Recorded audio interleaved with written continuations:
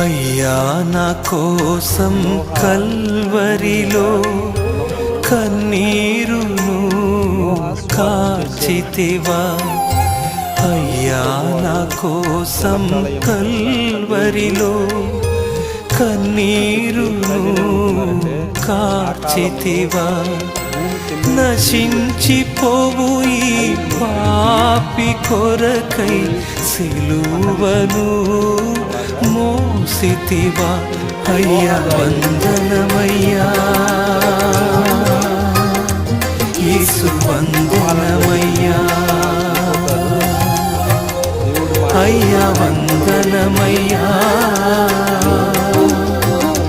యేసు వందనమయ్యా.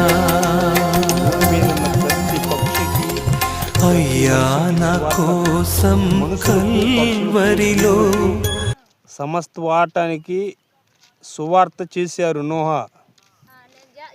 ప్రతి జీవులు జంటలు జంటలుగా మారాయి, మంచి మనసు తెచ్చుకొని ఓడలోకి వచ్చాయి. అయితే ఈ మనుషులు జ్ఞానవంతులే కానీ సువార్త అస్సలు అంగీకరించలేదు, వేలన చేసి నవ్వారు.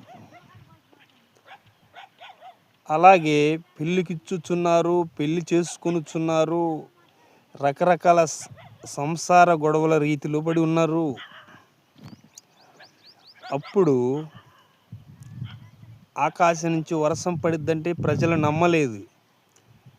40 రోజులు వర్షం కురిసి ప్రజలకు కాళ్ళ నుంచి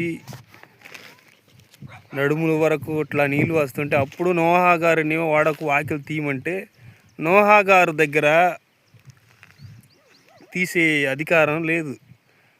ఓడకు తలుపులు దేవుడు వేసేశారు.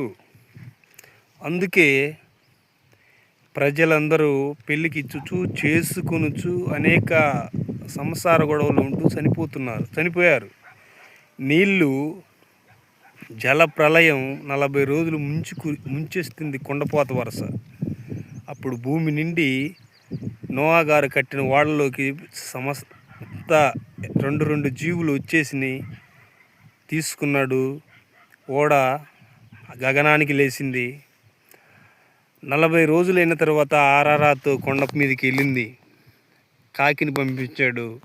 ఎక్కడ పొడుంటే చూసి వస్తే కాకి అక్కడ ఓడని తీసుకెళ్ళి అక్కడ దించుదామంటే కాకి శవాల మీద పడి ఎక్కడ పడిపోయిన శవాలు అక్కడ తింటా ఉంది. ఆ కాకి